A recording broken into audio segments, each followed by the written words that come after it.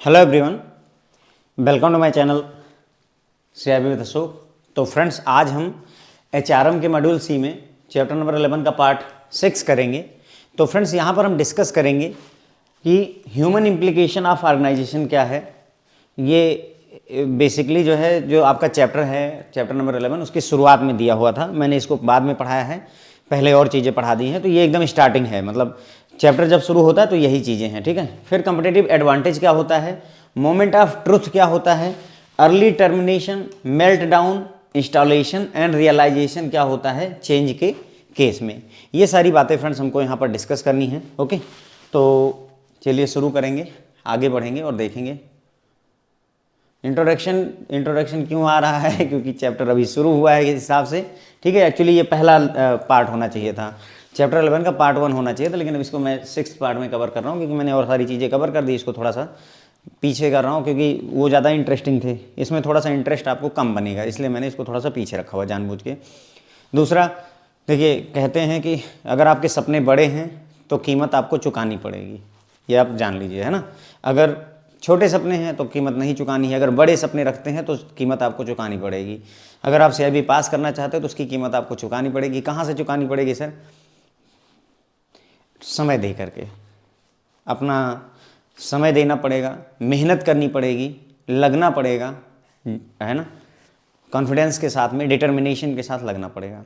बोलते हैं कि अगर स्वर्ग देखना है तो मरना आप ही को पड़ेगा। मेरे मरने से मैं स्वर्ग देखूंगा, आप नहीं देखोगे।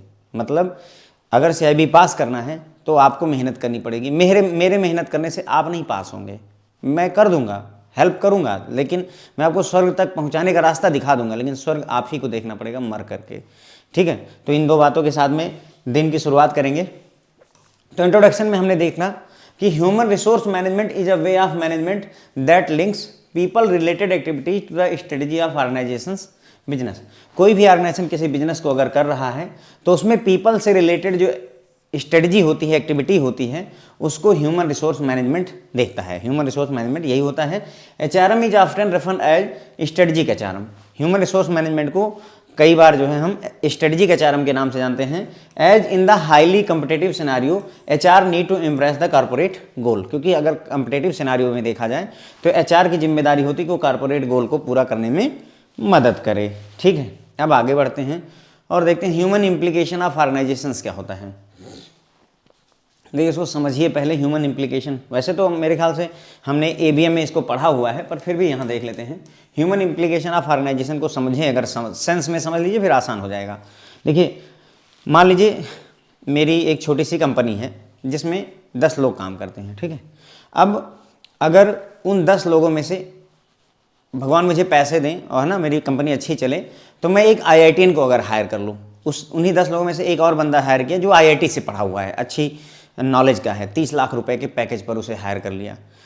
अब उस IITian के आने की वजह से ये जो टीम है इसमें बहुत बड़ा चेंज आ जाएगा। आप ग्रेजुएशन लेवल के बच्चों को रखें, ग्रेजुएशन लेवल के कैंडिडेट अपने कंपनी में रखें, आप BTech लेवल के कैंडिडेट अपने कंपनी में रखें, आप MBA लेवल के कैंडिडेट अपनी कंपनी में रखें, इन सबसे फर्क पड़ जाता है। तो ह्यूमन इम्प्लीकेशन यानी कि मानव का क्या प्रभाव पड़ता है ऑर्गेनाइजेशन पर, ये है आपका टॉपिक। ओके, जैसे अगर आप कोई कोचिंग है, वो मुझे हायर कर ले तो जो आएगा रिजल्ट उसका, और वो किसी और टीचर को हायर करे तो जो आएगा रिजल्ट उसका, दोनों में फ़र्क होगा, बस यही समझ लीजिए। ओके, अगर मैं पढ़ाऊँ तो दूसरी बात होगी, किसी अपने लिए पढ़ाऊँ, अपनी चैनल पर पढ़ाऊँ, किसी दूसरे चैनल से ज्वाइन कर लूँ, किसी दूसरे से ज्वाइन कर लूँ, अटैच कर लूँ, तो भी, है ना, मेरे वहाँ पर हायर होने का प्रभाव अलग होगा और किसी दूसरे टीचर के हायर होने का प्रभाव अलग होगा। That is human implication. किसी मानव, एक समझ गए ना, किसी व्यक्ति विशेष के या किसी पूरी टीम में ह्यूमन के रहने का क्या प्रभाव पड़ता है। किसी व्यक्ति विशेष की बात नहीं हो रही। अब मान लो टाटा कंपनी है, ठीक है, क्यों ऐसा होता है कि CEO बहुत अच्छे से चुने जाते हैं? क्यों CEO को बेहतर कैंडिडेट CEO के तौर पर क्यों चुना जाता है? क्यों नहीं किसी को भी CEO बना दिया जाता है? या बैंक के आपके किसी भी व्यक्ति को MD बना दें, मुझे MD बना दीजिए, क्या मैं वो परफॉर्मेंस दे पाऊंगा? नहीं दे पाऊंगा भाई, बड़ी सीधी सी बात है। अनुभव और ये सारी चीज़ें होनी ही चाहिए हमारे पास में, तभी हम बेहतर रिजल्ट दे सकते हैं। क्लियर हो जाती बात मेरी? तो ह्यूमन इम्प्लीकेशन ऑफ ऑर्गेनाइजेशन का मतलब होता है यही कि ऑर्गेनाइजेशन पर मानव का क्या प्रभाव पड़ता है, ह्यूमन का, व्यक्ति का क्या प्रभाव पड़ता है, उसी के बारे में बात हो रही है।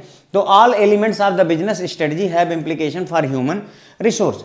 जितने भी आपके एलिमेंट है बिजनेस स्ट्रेटजी के, उन पर ह्यूमन रिसोर्स का बहुत बड़ा प्रभाव पड़ता है, जैसा कि नीचे की टेबल में दिया गया है। अब जैसे अभी मौके पर क्या है कि जो बुक पढ़ना है, कंटेंट समझना है, फिर कंटेंट को ऐसे वर्ड फाइल में कन्वर्ट करना है, फिर उसको डेकोरेट करना है, फिर उसके बाद में आपके सामने प्रेजेंट करना है। तो ये सारे काम कहीं ना कहीं मैं कर रहा हूँ मौके पर, ठीक है। लेकिन अगर मैं ऐसी टीम हायर करूँ जो कि इन सब कामों में सक्षम हो, ये सारी चीज़ें वो खुद बना करके मुझे दे दे, मुझे बस केवल पढ़ाना रह जाए, तो प्रभाव अलग आ जाएगा। मैं जहाँ दिन में 2 लेक्चर ले पाता हूँ, वहाँ मैं दिन के 5 लेक्चर ले सकता हूँ, क्योंकि अब मुझे सिर्फ पढ़ाना है, बाकी सारे काम हो चुके हैं।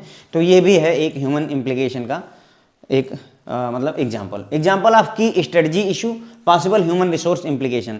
तो स्ट्रेटजी में इशू क्या हम फेस कर रहे हैं और उसका ह्यूमन रिसोर्स का इम्प्लीकेशन क्या होगा। What market should the business compete इन, हमें किस मार्केट में compete करना चाहिए, ये सवाल पूछ रही है कंपनी। तो सवाल का आंसर है, अगर ह्यूमन इम्प्लीकेशन की अगर हम देखें, ह्यूमन रिसोर्स क्या मदद करेगा, what expertise is required in these market. जिस मार्केट में आप compete करना चाहते हो, उस मार्केट में कैसी एक्सपर्टीज की जरूरत है। Okay, do existing management and employees have the right experience and skill, क्या जो पहले से हमारे पास मैनेजमेंट की टीम है और जो एम्प्लॉय हैं उनके पास सही अनुभव और स्किल है।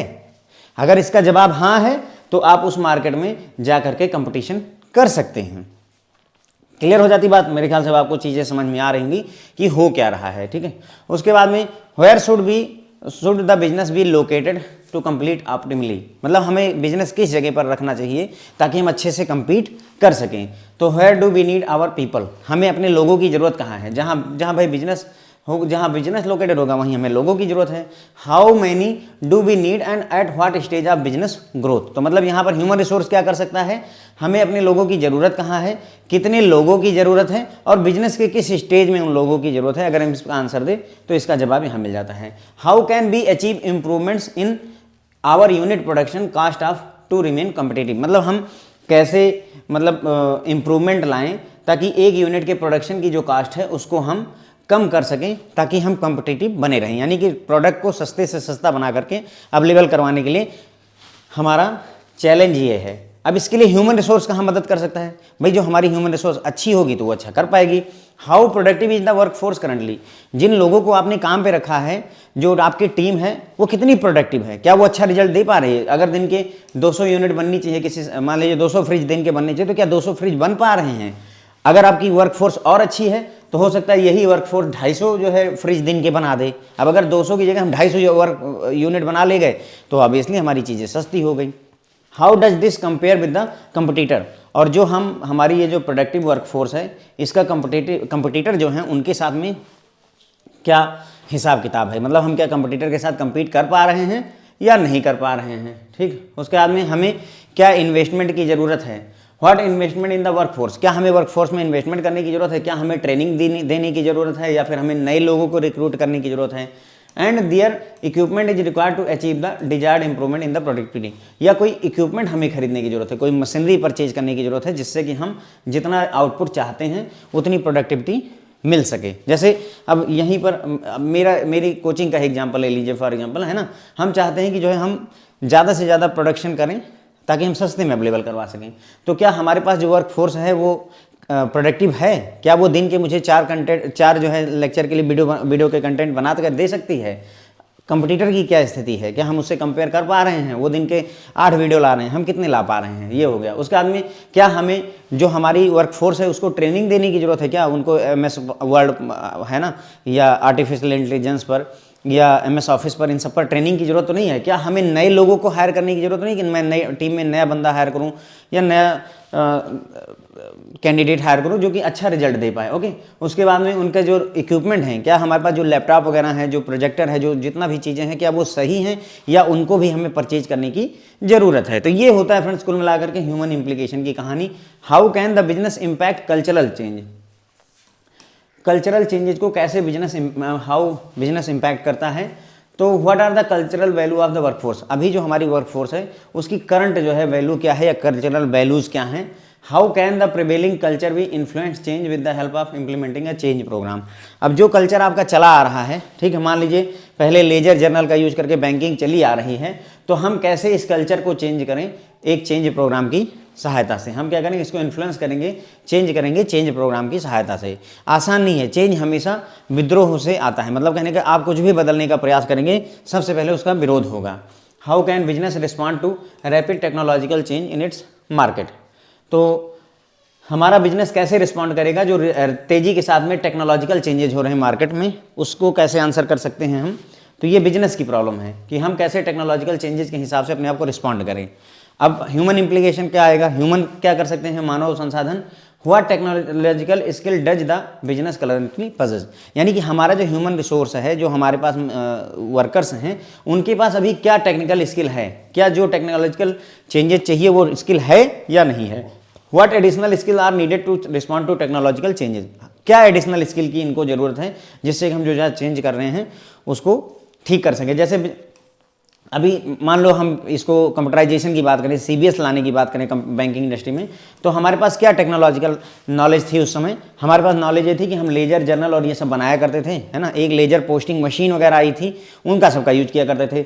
अब हमें एडिशनल नॉलेज की क्या जरूरत है, जितने भी बैंक के एम्प्लॉय हैं उन सबको कंप्यूटर सीखना पड़ेगा, उन सबको सीबीएस सीखना पड़ेगा। तो ये एडिशनल चीज़ों की जरूरत पड़ेगी, तब जाके हम उस टेक्नोलॉजिकल चेंज को एक्सेप्ट कर सकते हैं। Can these skill be acquired through training or do we need to be they need to be recruited. अब सवाल ये है कि ये जो नई स्किल चाहिए इसको हम अगर ट्रेनिंग दें तो क्या हमारे बैंक के एम्प्लॉय सीख सकेंगे या फिर हमें नए ही जो है कैंडिडेट को रिक्रूट करना पड़ सकता है।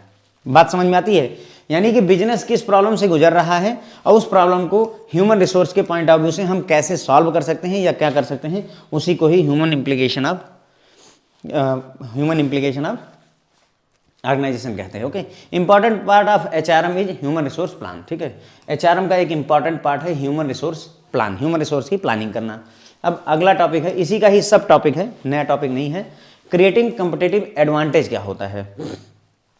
कम्पिटिटिव एडवांटेज क्या होता है ये समझते हैं। देखिए, जब आप मतलब दूसरों से थोड़ा आगे बढ़ जाएं, दूसरों से थोड़ा आगे बढ़ जाएं तो कैसे बढ़ जाएं, मतलब आप अपने कस्टमर को वो बेनिफिट दें जो दूसरे नहीं दे पा रहे हैं, उसी प्राइस में ही दें जो दूसरे नहीं दे पा रहे हैं, तो वो फ्रेंड्स आपका कंपटीटिव एडवांटेज होता है। बेस्ट एग्जांपल आपका मार्केट में जियो है, जियो से अच्छा कोई इसका कंपटीटिव एडवांटेज का वो नहीं है। देखो इन्होंने क्या किया, पहले इन्होंने फ्री सर्विसेज प्रोवाइड की, अपने पास कस्टमर जोड़े, कस्टमर जोड़ने के बाद में इन्होंने इसको पेड कर दिया साल भर के बाद, लेकिन पेड भी किया तो भी इनके रिचार्ज जो है बहुत ज़्यादा महंगे नहीं है, पता नहीं अभी तो मैं रिचार्ज वगैरह करवाता नहीं क्योंकि पोस्ट पेड सिम है, लेकिन फिर भी 129 179 है ना, ऐसे में शायद ये जो है 1 GB पर डे डेटा दे देते हैं, 1 GB per day data provide कर देते हैं। समझिए इस बात को, ठीक है। उसी जगह पर अगर आप वोडाफोन और आइडिया वगैरह में चले जाएं तो मेरे ख्याल से 251 रुपये या समथिंग ऐसे लगता है। तो कहीं ना कहीं देखो क्वालिटी भी इन्होंने इम्प्रूव करी, 4G का स्वाद अगर हमने चखा तो जियो की वजह से चखा, सीरियसली बात है ना।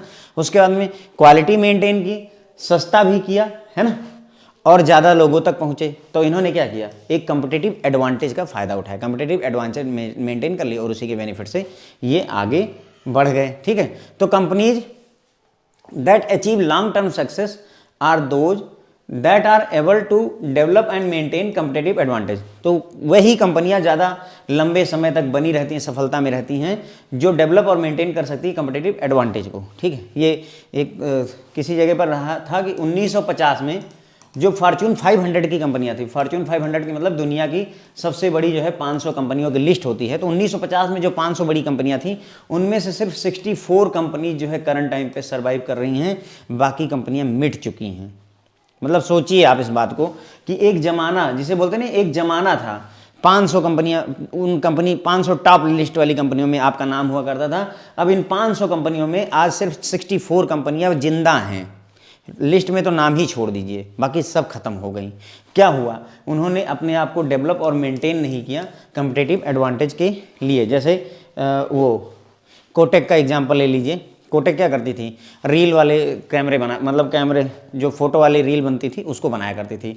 उन्होंने उस बात को नहीं पहचाना कि हाँ डिजिटल का दौर आ रहा है, वो उसी पर ही जोर देते रहे और बर्बाद हो गए, अभी नाम मिट गया है। दूसरा आपका एग्जांपल नोकिया है इसका, है ना, नोकिया ने भी कहीं ना कहीं कम्पिटिटिव एडवांटेज का फ़ायदा नहीं उठाया, उन्होंने नुकसान कर लिया। कभी एक समय था जो है नोकिया लीडिंग थे, आज लीड खत्म हो चुकी है। ओके, तो ये सारी प्रॉब्लम्स रहती हैं, कम्पिटिटिव एडवांटेज लेना पड़ता है, तभी आप लॉन्ग टर्म सक्सेस ले सकते हैं।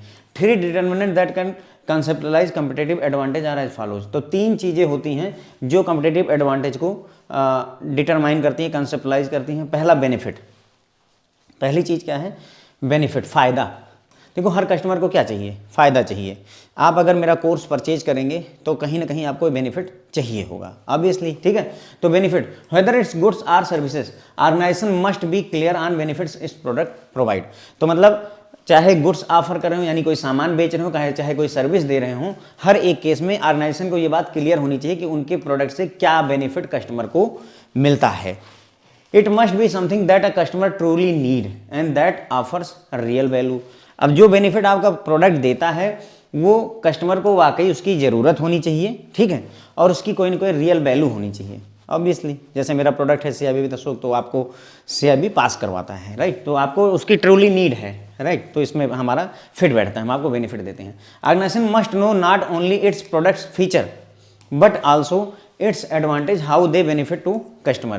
तो ऑर्गेनाइजेशन को सिर्फ अपने प्रोडक्ट के फीचर के बारे में नहीं पता होना चाहिए कि हमें ये पता है कि हमारे प्रोडक्ट में ये व्यवस्थाएं हैं, हम आपको वीडियो लेक्चर देते हैं, हम हिंदी में पढ़ाते हैं, इंग्लिश में PDF देते हैं, PDF फ्री ऑफ कास्ट होती है, ये सारी चीज़ें मुझे पता हैं, लेकिन उसके अलावा मुझे ये पता होना चाहिए कि हम अपने कस्टमर को बेनिफिट कैसे पहुँचाते हैं, है ना, एंड आल्सो इट्स एडवांटेज, कि फ़ायदा क्या है, हम अपने कस्टमर को कैसे बेनिफिट पहुँचाते हैं, उसके बारे में भी हमें पता होना चाहिए। That means being constantly aware of new trend that affects it's product specially new technology. यानी कि अब यहाँ अगर बिजनेस के पॉइंट ऑफ व्यू से हम बात करें तो जो बिजनेस को अवेयरनेस होनी चाहिए, कॉन्स्टेंटली अवेयरनेस होनी चाहिए कि क्या नया ट्रेंड आ रहा है जो कि इसके प्रोडक्ट, आपके प्रोडक्ट को अफेक्ट कर सकता है। ऐसा कौन सा प्रोडक्ट आ रहा है जो आपके मतलब ऐसी कौन सी ट्रेंड आ रहा है, टेक्नोलॉजी आ रही है जो आपके प्रोडक्ट को अफेक्ट कर सकती है। जैसे अगर आप आज के समय में अगर आप ऑनलाइन बिजनेस ना करें तो बिजनेस सर्वाइव करना मुश्किल हो जाएगा। अगर आप इस ट्रेंड को नहीं पहचानते हैं तो आप जो है धीरे धीरे ख़त्म होने की कगार पर हैं। स्पेशली न्यू टेक्नोलॉजी पर आपको ध्यान रखना होता है, ठीक है। अब जैसे एग्जाम्पल इन्होंने दिया कि जो न्यूज़पेपर थे वो स्लो थे respond to the newspapers were slow to respond to the availability of free news on internet.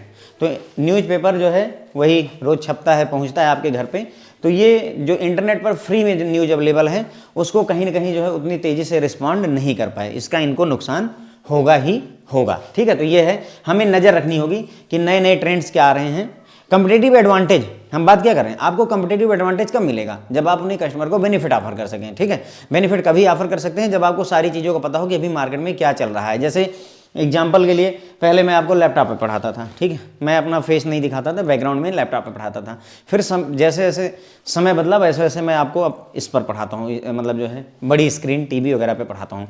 यदि भविष्य में कोई और नया टेक्नोलॉजिकल चेंजेज आता है तो मुझे भी उसे अडॉप्ट करना ही पड़ेगा। वो महंगा है सस्ता वो अलग कंसर्न है, लेकिन मुझे अडॉप्ट करना पड़ेगा, तभी हम सर्वाइव कर सकेंगे फ्रेंड्स। ओके, तो ये हो गया, जैसे न्यूज़पेपर वाले नहीं रिस्पॉन्ड कर पाए तो उन्हें परेशानी हुई।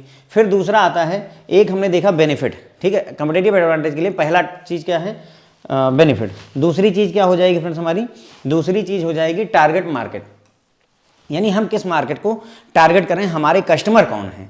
Organisation should know as to who are its customer, हमें पता होना चाहिए हमारे कस्टमर कौन है। जैसे मेरे कस्टमर कौन है, जितने भी बैंक की एम्प्लॉई हैं वो मेरे कस्टमर हैं। It has to know exactly who buys from the organization and how it make their life better, हमें पता होना चाहिए कि हमारे कंपनी से, हमारी फर्म से कौन खरीदता है और ये जो लोग खरीदते हैं उनकी लाइफ को ये कैसे बेटर बनाता है। That's how you create demand and driver for all economic growth, और इस तरीके से आप डिमांड बनाते हैं। मतलब जब आपको पता होगा कि आपके कस्टमर कौन हैं और उनकी ज़िंदगी पर आपके प्रोडक्ट का क्या असर पड़ता है, तभी आप अपने प्रोडक्ट के लिए डिमांड बना पाते हैं और उसी से ही फिर इकोनॉमिक ग्रोथ भी होती है, पूरे देश की भी ग्रोथ होती है।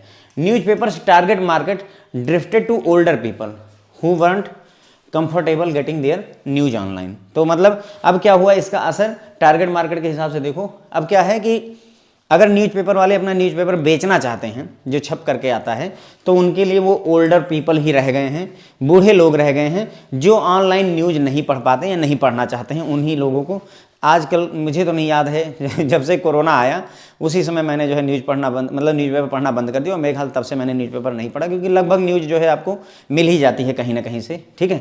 तो वही है कि न्यूज़पेपर की जो टारगेट मार्केट है वो पहले जो थी उससे अब जो है शिफ्ट होकर के सिर्फ ओल्डर पीपल को ही टारगेट किया जा सकता है। तो दैट इज मतलब आपका कंपटीटिव एडवांटेज में दूसरा पॉइंट क्या हो गया, पहला पॉइंट क्या था, बेनिफिट पहुंचाना, हम अपने कस्टमर को कैसे बेनिफिट पहुंचाते हैं। दूसरा पॉइंट था हमारा क्या था, टारगेट मार्केट, यानी कि हमारे कस्टमर कौन है, और competition, that's more than just similar companies or product. अब कंपटीशन का मतलब ये नहीं है कि सिर्फ हमारा कंपटीशन, जैसे मान लो मैं CIB पढ़ाता हूँ तो मेरा कंपटीशन सिर्फ जो है कुछ चंद जो है कंपनियों से नहीं है, जो या चैनलों से नहीं है जो सिर्फ CIB पढ़ाते हैं। मेरी कंपटीशन सिर्फ अपनी सिमिलर कंपनी से नहीं है, ये बोल रहा है यहाँ पर, ठीक है। तो it is more than just similar companies or product. Similar company, मान लीजिए टूथपेस्ट बनाते हैं, तो आपका सिर्फ टूथपेस्ट बनाने वाली हर कंपनी से ही कंपटीशन नहीं है, ये कहना चाहते हैं। It includes anything else a customer could do to meet the need organization can fulfil. अब देखो ये क्या कह रहा है कि ये कोई भी चीज़, जैसे आदमी की ज़रूरत को पूरा करने के लिए वो कुछ भी विकल्प जो अपना सकता है, वो सारी चीज़ें आपका कंपटीशन होती हैं, ठीक है। जैसे मान लीजिए खाना खाना, भोजन, ठीक है। अब हो सकता है कि आप जो है दाल चावल रोटी सब्जी खाते हो, ठीक है, लेकिन अगर हम उस भूख को जो है ख़त्म करना चाहें तो दूसरे विकल्प भी हैं। हो सकता है हम इडली सांभर खा लें, है ना, हो सकता है हम बिरयानी खा लें, कुछ भी खा सकते हैं। तो यानी कि अगर आप जो है फूड मार्केट में हैं, खाना सेल कर रहे हैं, जोमेटो वगैरह, तो सिर्फ आप ये सोचें कि जो है जो दूसरी कंपनियां जो है सिमिलर टाइप की कंपनियां हैं वही हमारे लिए कंपटीशन है, तो ऐसा नहीं है। कोई भी चीज़ जिससे कस्टमर अपनी ज़रूरत को पूरा कर सके, उस ज़रूरत को पूरा कर सके, वो सभी चीज़ें फ्रेंड्स आपकी कंपटीशन में आती हैं। जैसे एग्जाम्पल इन्होंने दिया, अभी समझ में आ जाएगा, ये एग्जाम्पल बेस्ट है। Newspaper thought their competition was other newspaper को लगता था कि हिंदुस्तान टाइम्स का जो है मुकाबला द हिंदू से है, द हिंदू का मुकाबला टाइम्स ऑफ इंडिया से है, इन लोगों को यही लगता था, या दैनिक जागरण का हिंदुस्तान से है, ये कंपटीशन लगता था। But until they realise it was the internet. बाद में इनको देखो, यही बोला ना कि सिर्फ सिमिलर कंपनी से कंपटीशन नहीं है, जो कंपनियां सिमिलर प्रोडक्ट बनाती हैं। जैसे न्यूज़पेपर वालों को लगता था कि हमारा मुकाबला, टाइम्स ऑफ इंडिया को लग रहा है हिंदुस्तान से हमारा मुकाबला है, या टाइम्स ऑफ इंडिया को लग रहा है द हिंदू से हमारा मुकाबला है, ऐसा नहीं था। उन्होंने जब रियलाइज किया तो पता चला कि इंटरनेट, अब देखो हुआ क्या, न्यूज़पेपर क्या करता है, आपको न्यूज़ देता है, इंटरनेट क्या कर रहा है, न्यूज़ दे रहा है। तो कोई भी वो चीज़ जो कस्टमर की ज़रूरत को पूरी कर सके, कोई भी चीज़, सिमिलर कंपनी और प्रोडक्ट भी छोड़ दीजिए, कोई भी चीज़ जो कस्टमर की उस जरूरत को पूरी कर सकता है, वो भी आपका कंपटीटर होता है, कंपटीशन होता है, यही है। तो इंटरनेट पता चला कि अब भैया देखो सिर्फ सिमिलर कंपनी से नहीं टक्कर है, हमारी तो टक्कर जो है एकदम नई चीज़ से, इंटरनेट जिसे कहते हैं, ठीक है। अब वहाँ इंटरनेट से न्यूज़ पढ़ने लगे लोग। They fought to compete with a news provider that was instant and free. अब उनकी कंपटीशन ऐसे लोगों से हुई जो फ्री में और तुरंत के तुरंत जो है न्यूज़ को प्रोवाइड करते हैं। न्यूज़पेपर छप के अगले दिन आएगा, यहाँ पता चल रहा है वहाँ इनॉग्रेशन हुआ, इनॉग्रेशन सेरेमनी हुई प्रभु श्री राम की, और इधर जो है न्यूज़ में आ गया, फोटो वगैरह सब कुछ आ गई, ठीक है ना। तो अगले दिन पेपर में पढ़ने का, देखने का कोई मतलब ही नहीं रहा, जब हमने तुरंत ही देख लिया, ये चीज़ है, ठीक है, समझ गए। तो कंपटीशन सिर्फ ये नहीं है, मतलब कहने का ये कि कंपटीशन सिर्फ ये ना सोच के चलना कि सिर्फ सिमिलर प्रोडक्ट बनाने वाली कंपनी, अगर हम टूथपेस्ट बनाते तो टूथपेस्ट वाली कंपनियों से ही कंपटीशन है, शैम्पू बनाते तो शैम्पू बनाने वाली कंपनियों से कंपटीशन नहीं है, ऐसा नहीं। कोई भी चीज़ जो कस्टमर की उस जरूरत को पूरा कर सके, जो आप पूरी करते हैं, वो आपके लिए कंपटीशन है। क्लियर हो जाती है बात। फिर आ जाता है सस्टेनेबल कंपटीटिव एडवांटेज। देखो सस्टेनेबल कंपटीटिव एडवांटेज क्या होता है, आपको मैंने समझा दिया। जब आप दूसरों के मुकाबले लंबे समय तक टिके रहें तो वो आपका सस्टेनेबल कंपटीटिव एडवांटेज कहलाता है। लंबे समय तक अगर आप अपनी कंपनी को बनाए रखना चाहते हैं तो आपको सस्टेनेबल कंपटीटिव एडवांटेज देना पड़ेगा। Just because A company is the market leader now doesn't mean it will be for ever. अगर आज कोई कंपनी जो है मार्केट की लीडर है तो ये हमेशा रहेगी, ये जरूरी नहीं है, ये बात ध्यान रखिएगा। सदा ना रहा है सदा ना रहेगा जमाना किसी का, ये वही बात है। तो आज अगर आप मार्केट के लीडर हैं तो जरूरी नहीं कि हमेशा आप बने रहेंगे। A company must create clear goal, strategies and operation to sustain its competitive advantage. अब आपको क्लियर गोल, स्ट्रेटजी और ऑपरेशंस ऐसी बनानी पड़ेगी ताकि जो है आप कंपटीटिव एडवांटेज को सस्टेन कर सकें, होल्ड करके रख सकें। The corporate culture and values of the employ must be in alignment with the those goal as well. अब जो कॉर्पोरेट वैल्यूज, कल्चर और वैल्यूज हैं, यानी कि एम्प्लॉय भी कहीं ना कहीं आपके उद्देश्य से सिंक रहने चाहिए। आपका जो गोल है और एम्प्लॉय का जो गोल है वो सेम होना चाहिए। It is difficult to do all these things well. लेकिन अब ये सारी चीज़ें करना कि हमारा गोल क्लियर हो, स्ट्रेटजी सही रहे, ऑपरेशन सही रहे, ताकि हम कॉम्पिटिटिव एडवांटेज को सस्टेन कर सकें। उसके बाद में कॉर्पोरेट कल्चर और जो वैल्यूज़ हैं एम्प्लॉय की, वो भी जो है हमारे गोल के साथ जो है मैच करें। इन सब कामों को करना थोड़ा सा डिफिकल्ट होता है, इसीलिए that's why few companies can create a sustainable competitive advantage. इसीलिए कुछ ही कंपनियां होती हैं जो कॉम्पिटिटिव एडवांटेज बना पाती हैं और अपने आप को जिंदा रख पाती हैं लॉन्ग टर्म में। अदरवाइज धीरे धीरे कंपनियां ख़त्म होने लगती हैं, उसके पीछे यही कारण है। ठीक है, तो अब आगे बात करेंगे मोमेंट ऑफ ट्रुथ की, लेकिन उसके पहले एक बार जो है हम पूरा कहानी राम कहानी फटाफट जो है 2 मिनट में देखने का प्रयास करते हैं। तो देखिए, हमने यहाँ पर इंट्रोडक्शन में देखा कि ह्यूमन रिसोर्स मैनेजमेंट एक तरीका होता है जिससे जो हम ऑर्गेनाइजेशन जो बिजनेस होता है उसकी जो पीपल रिलेटेड एक्टिविटीज़ होते हैं उसको कंट्रोल करते हैं ह्यूमन रिसोर्स मैनेजमेंट के तहत। ठीक है, HRM को जो है ज़्यादातर जो है स्ट्रेटजिक HRM कहा जाता है, क्योंकि HRM ही कहीं ना कहीं कॉर्पोरेट गोल को अचीव करने में आपकी मदद करता है। फिर हमने बात की ह्यूमन इम्प्लीकेशन ऑफ ऑर्गेनाइजेशन में, तो देखिए हर एक, चाहे जो भी आपके बिजनेस स्ट्रेटजी हो, उस पर जो है ह्यूमन रिसोर्सेज का प्रभाव पड़ता है, उसी की बात की। यहाँ पर हमने बात की कि जो है कौन से इशू हम फेस कर रहे हैं, उसके बाद में उसके लिए हमने बात की कि जो है ह्यूमन रिसोर्स इम्प्लीकेशन, उसका ह्यूमन रिसोर्स का यहाँ पर क्या प्रभाव पड़ सकता है। जैसे किस what market should the business compete in, किस मार्केट में जो है बिजनेस को कम्पीट करना चाहिए, तो हमें अब ह्यूमन रिसोर्स में पूछा जाएगा कि भाई जो है किस तरीके की एक्सपर्टाइज चाहिए, जिस मार्केट में आप कम्पीट करना चाहते हो उसके लिए क्या हमारे पास एक्सपर्टाइज है, क्या जो हमारे पास पहले से मैनेजमेंट और जो एम्प्लॉई हैं उनके पास वो जरूरी एक्सपीरियंस और स्किल है ना।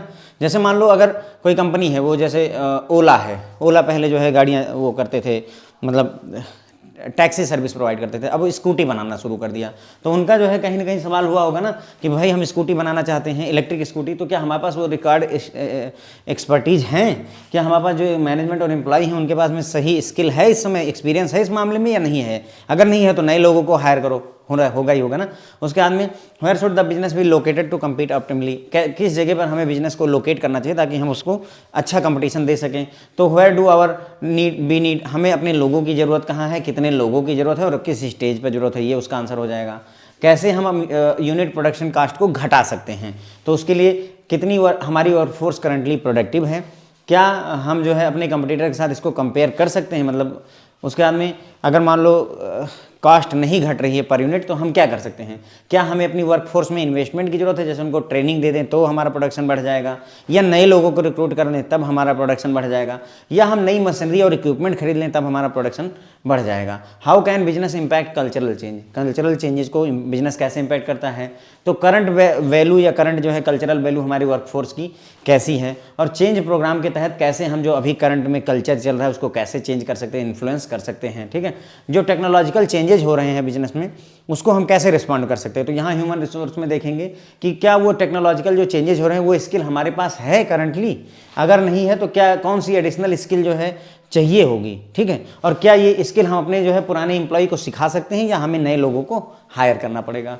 फिर HRM का important part human resource plan होता है। फिर हमने बात की कॉम्पिटिटिव एडवांटेज, तो कोई भी कंपनी अगर लंबे समय तक सस्टेन करना चाहती है, रुकी रहना चाहती है, बनी रहना चाहती है, तो उसके लिए जरूरी कि वो कॉम्पिटिटिव एडवांटेज मेंटेन करे। कॉम्पिटिटिव एडवांटेज के लिए 3 चीज़ें होती हैं। पहला, बेनिफिट, जो भी आप गुड्स या सर्विस दे रहे हैं वो आपके कस्टमर को बेनिफिट देना चाहिए। ठीक है, ये कुछ ऐसा होना चाहिए जिसकी वाकई में कस्टमर को ज़रूरत होती है, उसके लिए वो रियल वैल्यू होता है। ऑर्गेनाइजेशन को अपने जो है प्रोडक्ट के फीचर के बारे में तो पता ही होना चाहिए, साथ ही साथ उनको ये भी पता होना चाहिए कि हमारे कस्टमर को हम क्या बेनिफिट दे रहे हैं। कॉन्स्टेंटली हमें नए नए ट्रेंड और प्रोडक्ट के बारे में अवेयरनेस रहनी चाहिए, खास करके न्यू टेक्नोलॉजी के लिए। जैसे न्यूज़पेपर का केस है, कि न्यूज़पेपर जो है इंटरनेट आने के बावजूद भी कहीं न कहीं स्लो रिस्पॉन्ड कर गए। फिर टारगेट मार्केट होता है, ऑर्गेनाइजेशन को पता होना चाहिए कि उनके कस्टमर कौन हैं, कौन उनकी ऑर्गेनाइजेशन से खरीदता है और वो उनके लिए उनकी लाइफ कैसे बेटर बनाता है जो प्रोडक्ट ऑफर करते हैं। इससे हम अपनी डिमांड क्रिएट करते हैं और जो है इकोनॉमिक ग्रोथ भी लेकर आते हैं। जैसे न्यूज़पेपर के जो कस्टमर हैं वो कहीं ना कहीं अब पुराने लोग हैं जो ऑनलाइन नहीं पढ़ना चाहते हैं। कंपटीटर की अगर बात करें तो कंपटीटर सिर्फ सिमिलर कंपनी या सिमिलर प्रोडक्ट बनाने वाली कंपनियां नहीं होती हैं, बल्कि कोई भी वो चीज़ जो कस्टमर की उस ज़रूरत को पूरा कर दे जो आप पूरी कर रहे हैं, वो आपके लिए कंपटीशन होता है। जैसे न्यूज़पेपर वालों को लगता था कि पहले हमारा कंपटीशन दूसरे न्यूज़पेपर वालों से है ना, टाइम्स ऑफ इंडिया वाले द हिंदू से कंपेयर किया करते थे, उनका ज़्यादा बिक रहा है, हमारा कम बिक रहा है। लेकिन बाद में उन्हें रियलाइज़ हुआ कि नहीं, अब कंपटीशन उनसे नहीं है, हमारा कंपटीशन तो भैया इंटरनेट से भी हो गया। क्यों? क्योंकि हम जो पूरा करते हैं ज़रूरतें वो इंटरनेट पूरा करना शुरू कर चुका है। तो अब उनका कंपटीशन था कि वो जो है ऐसे लोगों से लड़ें जहाँ पर जो न्यूज़ इंस्टेंट और फ्री दे रहे हैं उनसे कंपटीशन शुरू हो गया। ठीक है, तो ये सारी चीज़ें। सस्टेनेबल कंपटीटिव एडवांटेज, यानी कि हमें अगर मार्केट में बने रहना है तो कंपटीटिव एडवांटेज को भी सस्टेन करके होल्ड करके रखना पड़ेगा।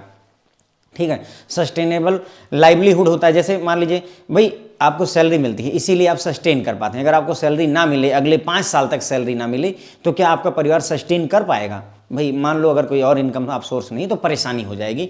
सस्टेनेबिलिटी का यही मतलब, सस्टेन मतलब क्या, हम जिंदा रह पाएंगे, हम खा पाएंगे, जो हमारी बेसिक नीड है पूरी कर पाएंगे।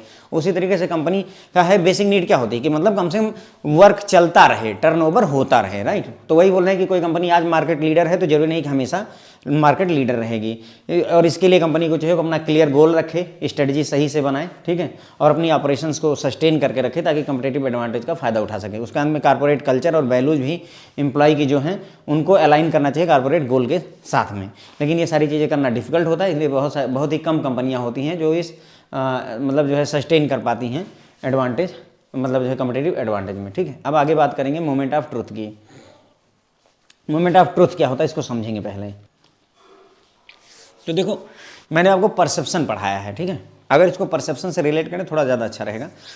जब भी आप किसी चीज़ किसी आदमी को, किसी रिश्तेदार को, है ना, कुछ भी देखते हैं तो आप अपने मन में एक राय बना लेते हैं, उसे हम परसेप्शन बोलते हैं। ठीक है ना, अच्छा है, बुरा है, खतरनाक है, सही है, सुंदर है, बेकार है, एक राय आप अपने मन में बना लेते हैं, वो परसेप्शन होता है। ठीक है, सिमिलरली जब आप किसी प्रोडक्ट को पहली बार देखते हैं तो उसके बारे में जो आप ओपिनियन बनाते हैं, राय बनाते हैं, that is moment of truth. वही मोमेंट ऑफ ट्रुथ कहलाता है फ्रेंड्स। बस यही इतनी बात है। मोमेंट ऑफ ट्रुथ क्या होता है? जब भी आप पहली बार किसी प्रोडक्ट को, किसी सर्विस को देखते हैं, उसके बारे में जो आप राय बना लेते हैं, वही आपका मोमेंट ऑफ ट्रुथ कहलाता है। जैसे मान लीजिए आपको CIB पढ़ना है, CIB की तैयारी करनी है, आप यूट्यूब पर आए, CIB सर्च किया, सिर्फ CIB सर्च किया, हाउ टू प्रिपेयर CIB मान लीजिए, ठीक है। अब वहाँ क्या हुआ, आपको बहुत सारे जो है चैनल दिखे कि कैसे CIB की प्रिपरेशन करनी है।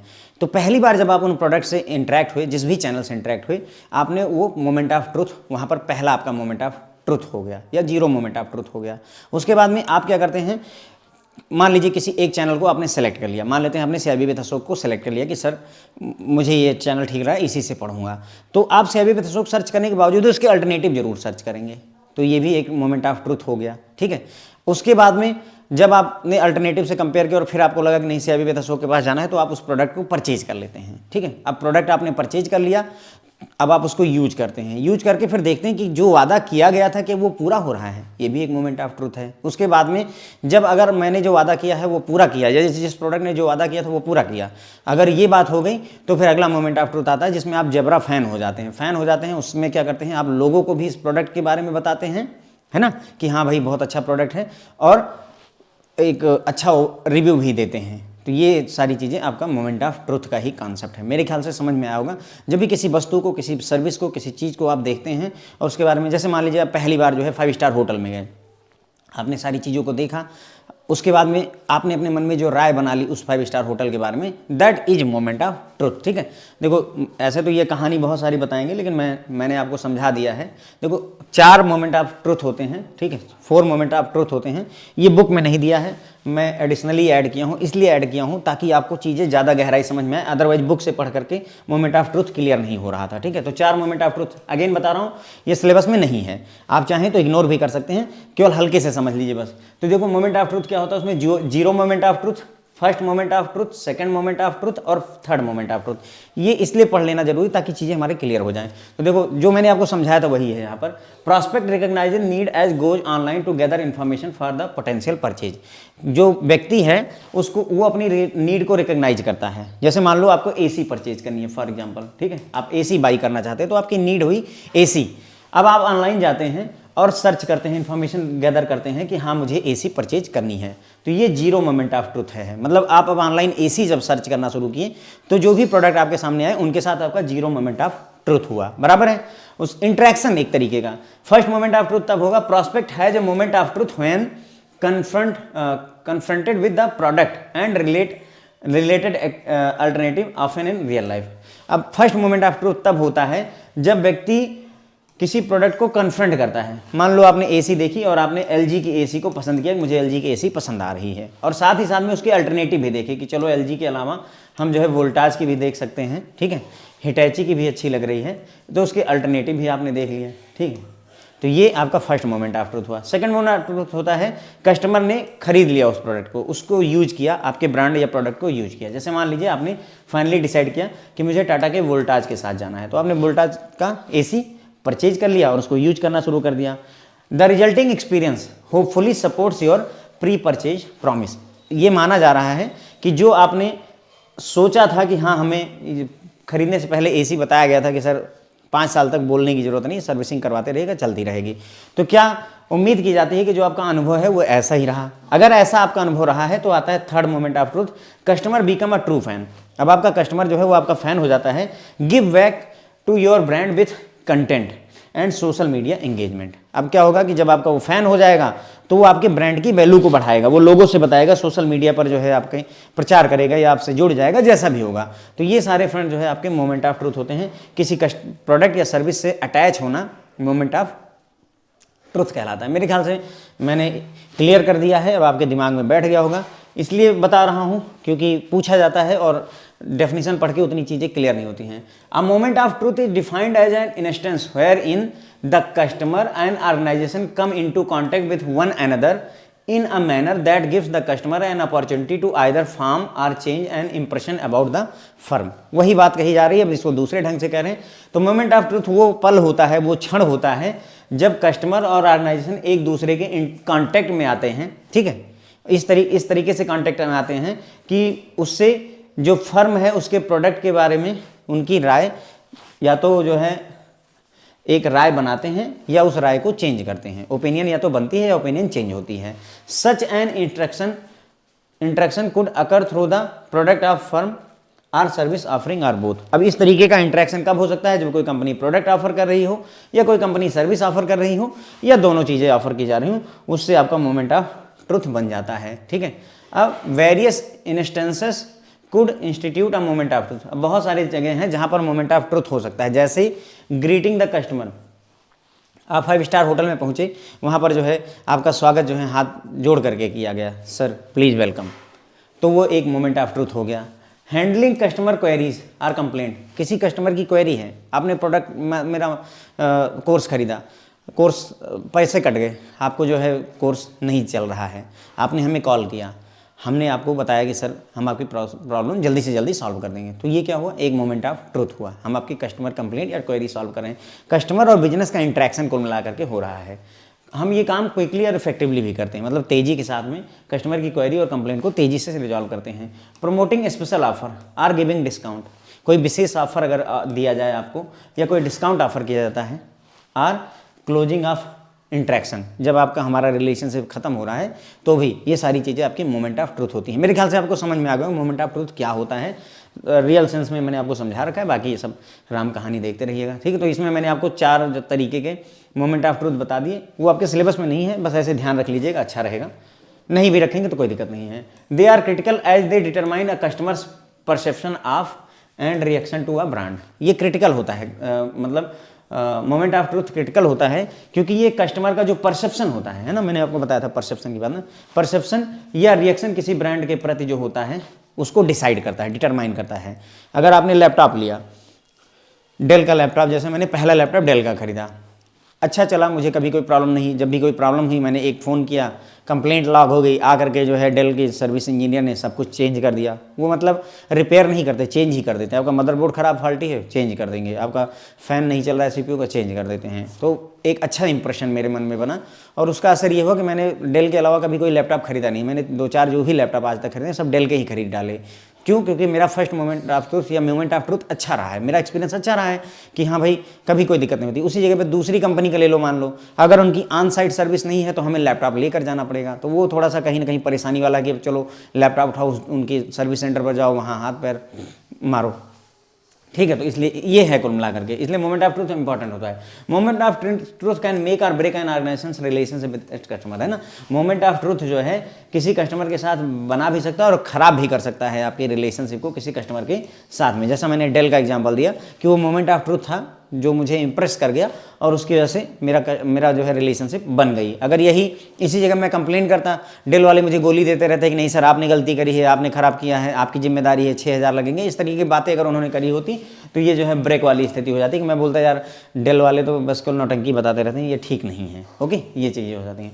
Managing these expectation constitute a critical component of creating favourable moment of truth which in turn are critical for business success. तो कस्टमर की जो एक्सपेक्टेशन है उनको मैनेज करना, अगर आप मैनेज कर देते हैं तो उससे फेवरेबल मोमेंट ऑफ ट्रूथ बनते हैं। जैसे मैंने आपको कहा कि डेल वालों ने मेरी सर्विस को सॉल्व कर दिया बिना किसी ज़्यादा क्वेश्चन आंसर के, तो एक फेवरेबल मोमेंट ऑफ ट्रूथ बन गया जो कि क्रिटिकल होता है, जरूरी होता है किसी भी बिजनेस की सक्सेस के लिए। बिजनेस आपका सफल हो गया। अब एक बार अच्छी सर्विस पा गया मैं, तो मैंने उनसे 4 लैपटॉप खरीद डाले, उनको ही फ़ायदा हुआ। एक बार उन्होंने हमको जो है वो बता दिया होता पूरी कहानी, अरे सर ऐसा नहीं होता है, आपने ख़राब किया है, आपने जो है पानी डाल दिया, ये कर दिया, वो कर दिया, तो मैं भी अगली बार सोचता कि चलो कोई नहीं, इसका कोई दूसरा विकल्प देख लेते हैं। ये होता है, ह्यूमन नेचर है, कोई कहने की बात नहीं है। ठीक है, तो हमने मोमेंट ऑफ ट्रूथ में बात की। मोमेंट ऑफ ट्रूथ को हम डिफाइन करते हैं वो घटनाएं, वो क्षण, वो इंस्टेंस जब कस्टमर और ऑर्गेनाइजेशन एक दूसरे के कांटेक्ट में आते हैं। ठीक है, और इस तरीके से कांटेक्ट में आते हैं कि कस्टमर को एक मौका मिलता है कि वो या तो जो है किसी उस फर्म के बारे में कोई इंप्रेशन बनाए या फिर चेंज करे, अपनी जो उसकी राय है, उसकी ओपिनियन है, इंप्रेशन है, उसको या तो चेंज करता है या बनाता है। ठीक है, और ये इंटरेक्शन चाहे आप कोई प्रोडक्ट खरीद रहे हो या कोई सर्विस ले रहे हो, दोनों केसेस में हो सकता है। काफ़ी सारे इंस्टेंस ऐसे हैं जहाँ पर जो है मोमेंट ऑफ ट्रूथ होता है। जैसे कस्टमर को आप अगर ग्रीट कर दें, good morning sir, I am calling from CIB with Ashok, that is also moment of truth.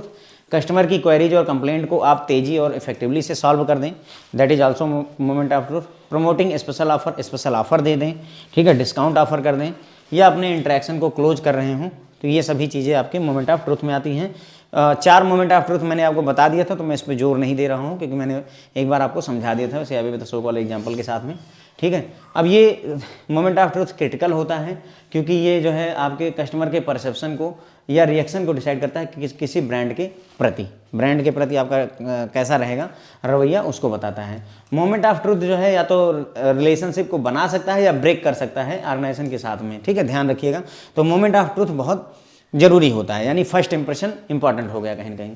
और इस तरीके के एक्सपेक्टेशन को मैनेज करना जरूरी होता है, कस्टमर की जो एक्सपेक्टेशन उसको मैनेज करना जरूरी होता है, क्योंकि इससे जो है फेवरेबल मोमेंट ऑफ ट्रूथ बनते हैं और उससे बिजनेस सक्सेस पाता है। ओके, आपने मान लीजिए CIB विद अशोक में फ़ोन किया, ठीक है, अब आपने फ़ोन किया, पता चलता है कि फ़ोन नहीं उठा, दूसरी बार फ़ोन किया, तीसरी बार फ़ोन किया, तो आप कितनी बार फ़ोन करेंगे? तो कहीं ना कहीं मोमेंट ऑफ ट्रूथ ब्रेक कर गया।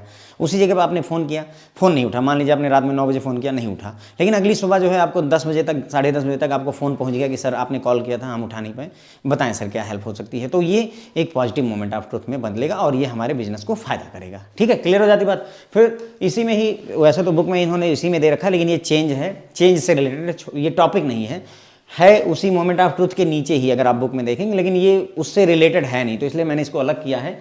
पर ये चेंज कोई टॉपिक नहीं है, मेरा कहने मतलब मैंने ऐसे लिख दिया है ताकि हम इसको अलग कर सकें। ठीक है, तो देखो, companies came to these crucial cross road and each time they must decide whether to pay the true price of change or face whatever consequences exist to maintaining the status quo. मतलब ये बोल रहे हैं कि कंपनियां कई बार ऐसी स्थिति में आ जाती हैं जहां पर उनको ये डिसाइड करना होता है कि क्या हम जो चेंज करने वाले हैं उसका प्राइस पे करेंगे, या दूसरा प्राइस होगा कि हम स्टेटस को मतलब एज इट इज, जैसा था वैसा ही रखेंगे और उसका जो भी कॉन्सिक्वेंस होगा उसको हम झेलेंगे। ठीक है, 2 तरीके हैं। ठीक है, पहला, मान लीजिए कोई ऑफलाइन कोचिंग है, ऑफलाइन कोचिंग जो है पढ़ाई जा रही है, मान लेते हैं SSC की। ठीक है, SSC की कोचिंग चल रही है, अब आ गया लॉकडाउन।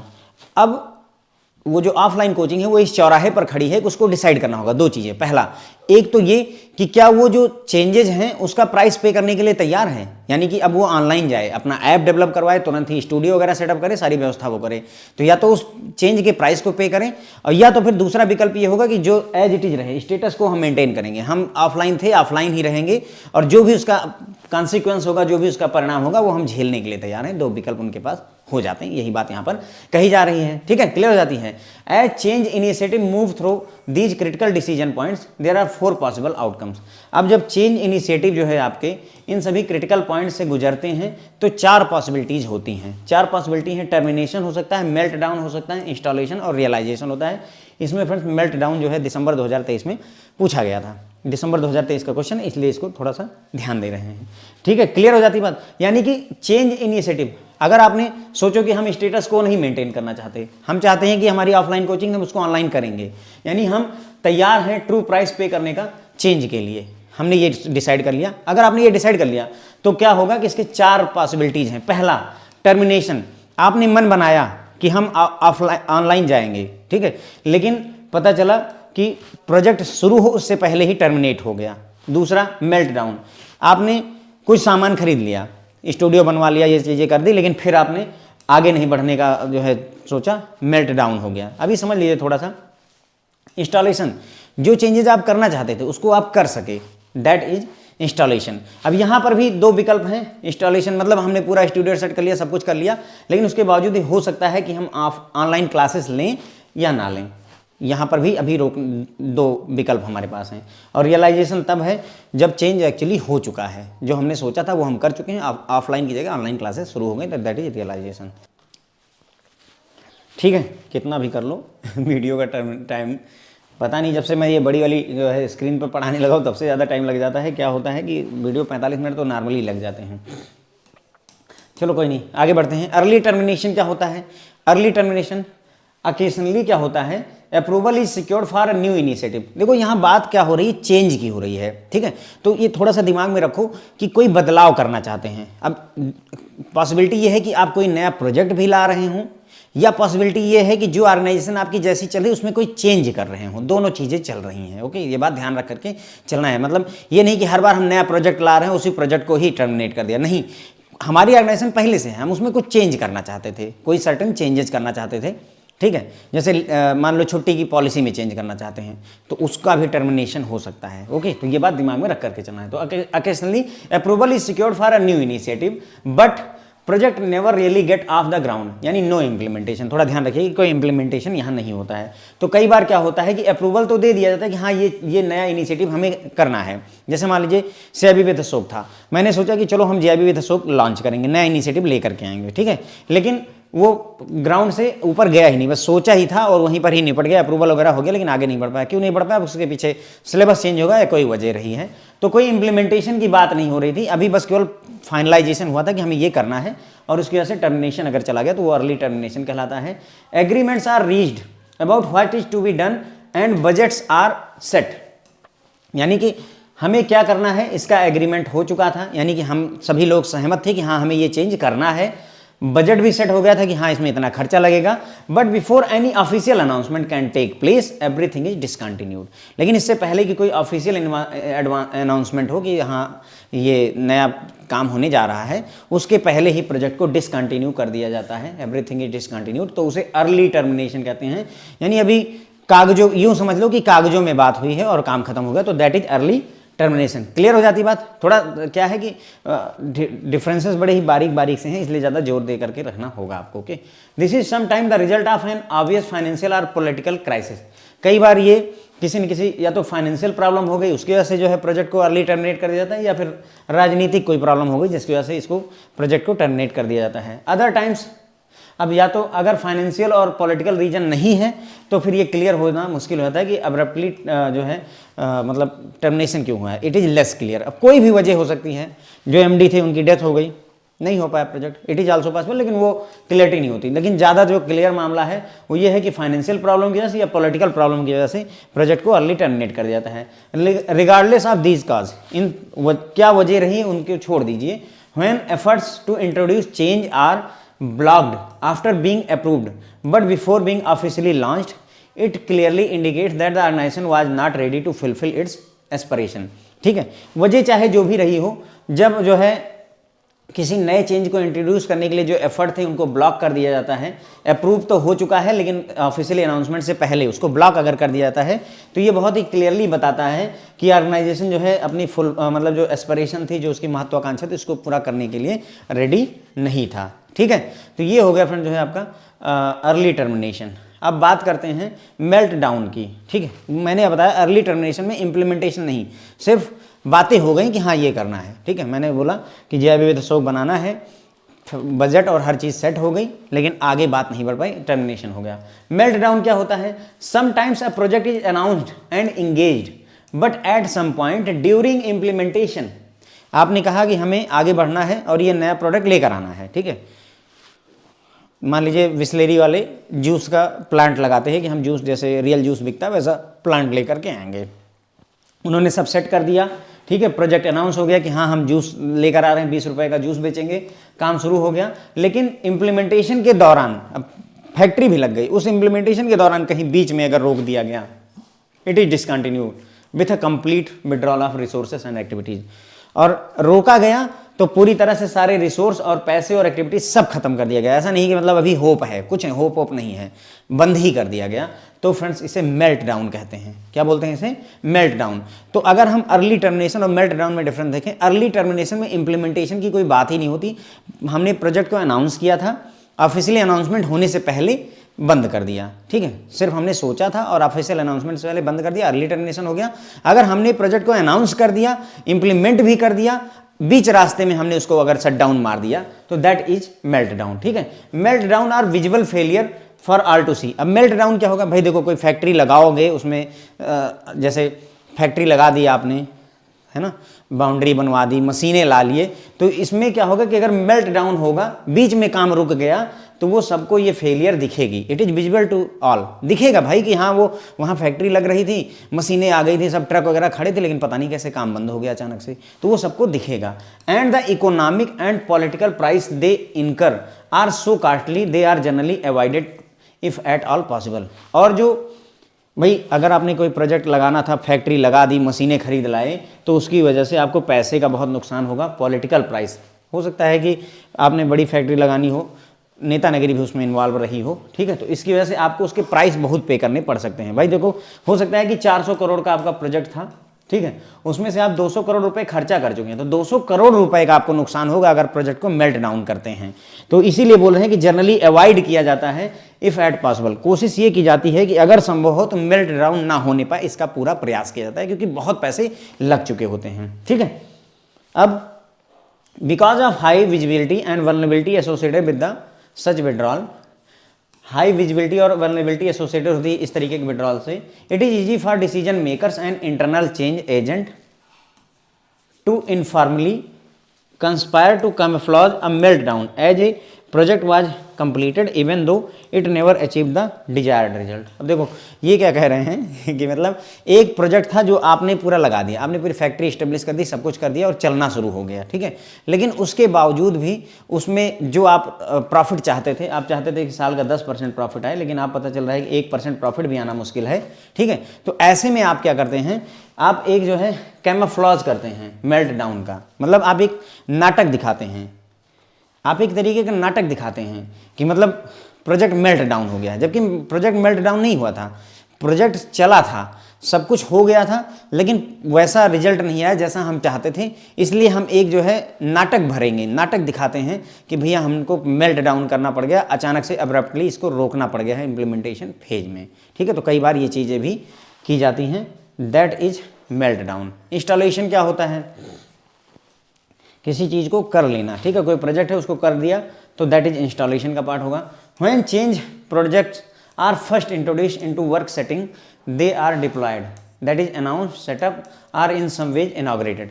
जब भी चेंज प्रोजेक्ट जो है आपका इंट्रोड्यूस किया जाता है वर्क सेटिंग में, तो उन्हें डिप्लॉय किया जाता है। जैसे अनाउंस किया गया प्रोजेक्ट, हाँ लगेगा, प्रोजेक्ट को सेटअप कर दिया गया या उसको इनॉग्रेट, उद्घाटन भी करवा दिया गया, but have not yet achieved their ultimate intent, लेकिन जिस पर्पज के लिए उसको लाया गया था उसको अभी तक अचीव नहीं किया गया है, तो वो इंस्टॉलेशन की फेज कहलाती है। ठीक है, installation is about placement, managing the tangible aspect of inserting a new initiative into the work environment, जैसे लॉजिस्टिक नया हार्डवेयर प्लग करना, सॉफ्टवेयर प्लग करना, ट्रेनिंग शेड्यूल, वर्क सेशन, ये सारी चीज़ें।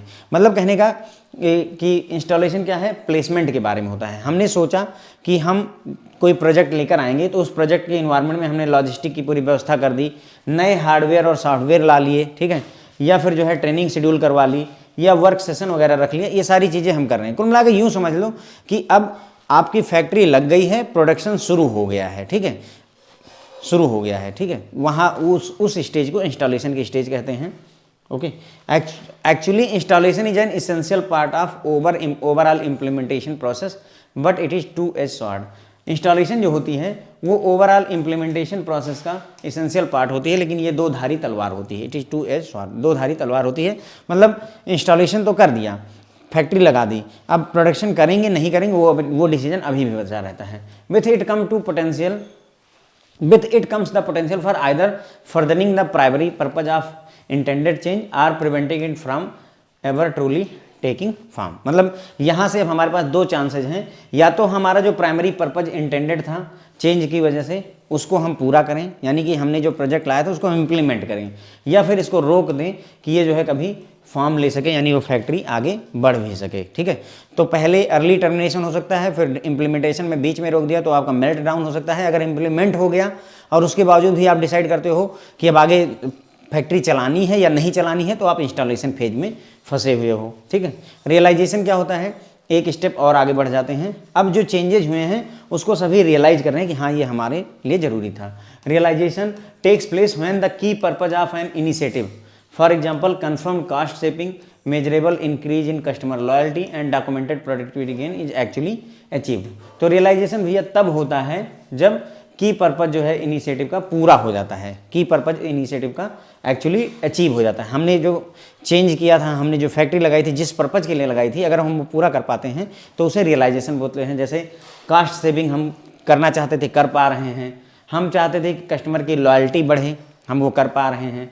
डॉक्यूमेंटेड प्रोडक्टिविटी गेन, हमने प्रोडक्टिविटी गेन डॉक्यूमेंट पर कर लिया है, ठीक है। मैंने कहा था कोई ज़रूरी नहीं कि हम नया प्रोजेक्ट ही लेकर के आएँ, इट इज़ पॉसिबल कि हम चेंज कर रहे हैं। हम चेंज यहाँ क्या कर रहे हैं कि हम कास्ट सेविंग, हम ऐसे चेंजेस लाना चाहते हैं जिससे कास्ट सेविंग हो सके। अगर हम ये अचीव कर पा रहे हैं तो हमने रियलाइजेशन कर दिया है। Only when installation has taken place or the necessary elements there to ensure that the installation solution is fully used as intended. तो यानी इंस्टॉलेशन अगर हो चुका है उसके बाद ही हम जो है इसको इंस्टॉलेशन के जो एलिमेंट हैं उनको सही से यूज करके रियलाइजेशन कर सकते हैं, ठीक है। अब उसके बाद में ये जो चारों की चारों स्टेज हैं इनका ह्यूमन रिसोर्स पर भी प्रभाव पड़ता है। भाई देखो कोई प्रोजेक्ट है, चारों स्टेज पर ह्यूमन रिसोर्स का भी प्रभाव पड़ता है। इसका मतलब क्या है कि मान लो कोई प्रोजेक्ट है, उसका अर्ली टर्मिनेशन हो गया, आपको उसके लिए हायर कर दिया गया था।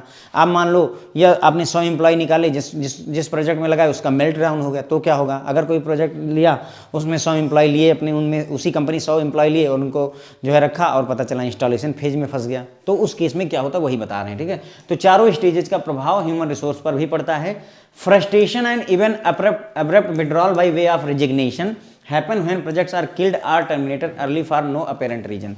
अगर कोई प्रोजेक्ट जो है किल कर दिया जाता है या उसका अर्ली टर्मिनेशन हो जाता है, क्या हो जाता है, अर्ली टर्मिनेशन हो जाता है बिना किसी कारण के, तो उस केस में जो एम्प्लॉय है उससे जुड़ा हुआ वो या तो फ्रस्ट्रेट हो जाता है और हो सकता है कि वो रिजाइन भी कर दे, इट इज़ पॉसिबल, ठीक है। तो अगर किसी प्रोजेक्ट का अर्ली टर्मिनेशन होता है तो उस केस में एम्प्लॉय फ्रस्ट्रेटेड ज़्यादातर केसेस में रहेगा, लेकिन रिजाइन भी मार सकता है, ठीक है। अब when project get delayed or discontinued due to melt down. अब अगर कोई प्रोजेक्ट है जिसको मेल्ट डाउन आपने किया, उसकी वजह से या तो वो डिले हो गया या तो खत्म ही हो गया है, ठीक है। A number of staff involve could also be directly affected. तो उसमें जो आपके स्टाफ मेंबर हैं वो भी प्रभावित होंगे। भाई कोई प्रोजेक्ट है, अगर वो मेल्ट डाउन आपने कर दिया तो उसमें 100 एम्प्लॉय थे तो उनके ऊपर प्रभाव पड़ेगा। अब उसमें आप क्या कर सकते हैं, आप रिटेंचमेंट कर सकते हैं, यानी उनकी छटनी कर सकते हैं, निकाल सकते हैं जॉब से। Or if they continue with the project, या वो मान लो प्रोजेक्ट के साथ कंटिन्यू करते हैं तो फ्रस्ट्रेशन के साथ कंटिन्यू करेंगे, क्योंकि जो प्रोजेक्ट है उसकी प्रोग्रेस स्लो रहेगी क्योंकि आपने प्रोजेक्ट को डिले कर दिया है।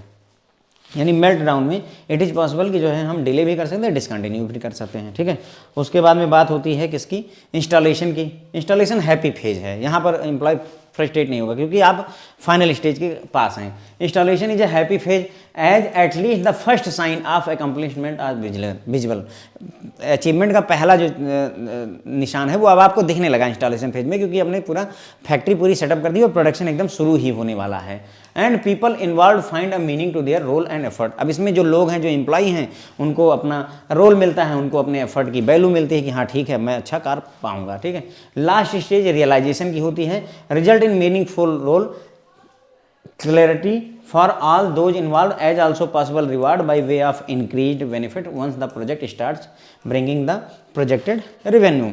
रियलाइजेशन की स्टेज में क्या होता है, जो एम्प्लॉई हैं उनको जो है क्लैरिटी मिलती है अपने मीनिंग में कि हाँ अब प्रोजेक्ट चल गया है, प्रोजेक्ट चल गया है। अगर वो अच्छा रेवेन्यू कमाएगा तो उनको रिवार्ड भी मिल सकता है, उनको और भी बेनिफिट्स मिल सकते हैं। तो ये रियलाइजेशन में होता है। तो मतलब यहाँ से थोड़ा हैप्पीनेस होती है और यहाँ पर तो भैया जो है 5 उंगलियाँ घी में चली जाती हैं। उसके पहले दोनों में हमें तकलीफ ही तकलीफ थी, ठीक है। तो ये हो गई राम कहानी यहाँ की भी, ठीक है। तो मैंने आपको बताया कि जो है क्या कि कंपनियां कई बार ऐसी स्थिति में आ जाती हैं जहां पर उन्हें डिसाइड करना होता है कि जैसा था वैसा ही रखना है या जो चेंज करेंगे उसका प्राइस पे करने के लिए हम रेडी हैं, ठीक है। अब जब भी अगर आप चेंज इनिशिएटिव के लिए जाएंगे कि नहीं मुझे चेंज करना है, तो उसमें 4 पॉसिबल आउटकम होते हैं, termination, melt down, installation and realization. Early termination तब हो जाता है जब आपने कोई नया इनिशिएटिव सिक्योर किया है लेकिन प्रोजेक्ट कभी भी ग्राउंड से उठा ही नहीं, सिर्फ अप्रूवल हुए थे, कोई इंप्लीमेंटेशन की बात नहीं हुई थी। एग्रीमेंट बन गया था कि हाँ हमें क्या करना है,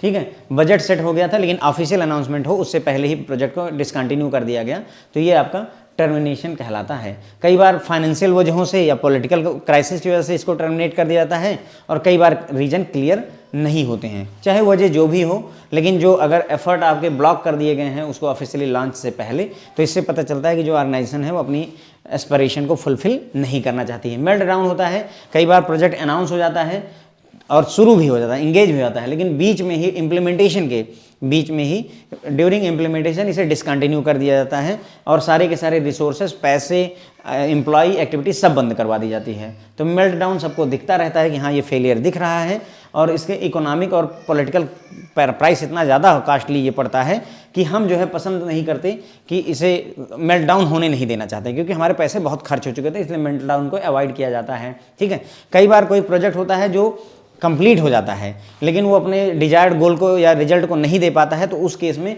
उसे जानबूझ करके जो आपके ये डिसीजन मेकर्स होते हैं या फिर इंटरनल चेंज एजेंट्स होते हैं, ये जानबूझ करके उसे मेल्ट डाउन का कैमोफ्लेज करते हैं, एक भ्रम पैदा करते हैं कि हाँ इसे मेल्ट डाउन किया गया है।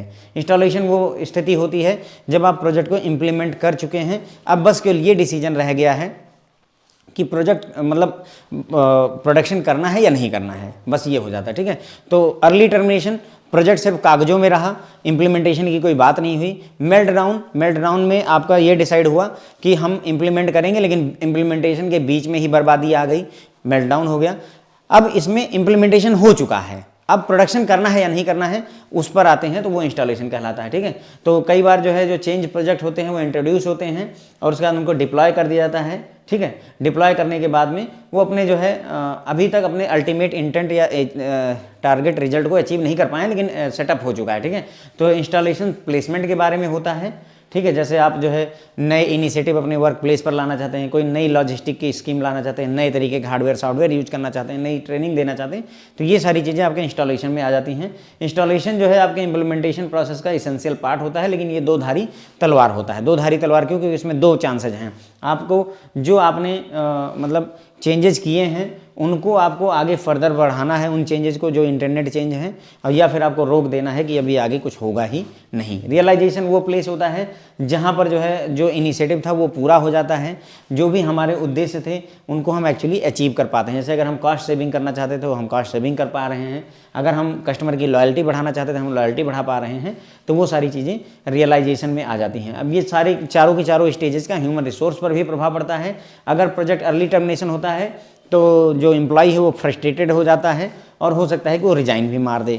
जब प्रोजेक्ट जो है मेल्ट डाउन होता है तो उस केस में जो एम्प्लॉय उसमें इन्वॉल्व रहते हैं, या तो आप उनको मतलब छटनी कर देते हैं, रिट्रेंचमेंट कर देते हैं, और या फिर जो है वो फ्रस्ट्रेशन में काम करते रहते, फ्रस्ट्रेटेड रहेंगे लेकिन काम करते रहेंगे। इंस्टॉलेशन हैप्पी फेज होती है क्योंकि जो भी आपके टारगेट थे उसको आप कहीं ना कहीं एकम्प्लिश कर पाते हैं, और ऐसे में लोगों को अपना जो है रोल और एफर्ट के मायने निकलने शुरू हो जाते हैं। रियलाइजेशन सबसे लास्ट स्टेज होती है, इसमें अगर प्रोजेक्ट चला और उसमें रेवेन्यू जनरेट होता है तो उससे लोगों को रिवार्ड मिलता है और भी बेनिफिट्स मिलते हैं। तो यहाँ इन दोनों में एम्प्लॉय कहीं ना कहीं यहाँ थोड़ा खुश रहता है, यहाँ बहुत खुश रहता है।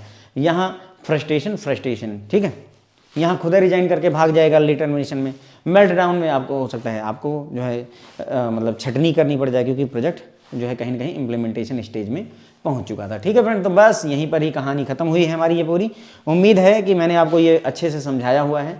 थोड़ा समय जरूर लग गया है, टॉपिक ऐसे थे इसीलिए मैंने इसको बाद में पढ़ाया, क्योंकि टॉपिक ऐसे थे अगर अच्छे से ना समझा पाता तो दिक्कत हो जाती। मोमेंट ऑफ ट्रुथ को पढ़ने समझने में थोड़ा सा समय मुझे भी लग गया था। ठीक है, thank you so much friends.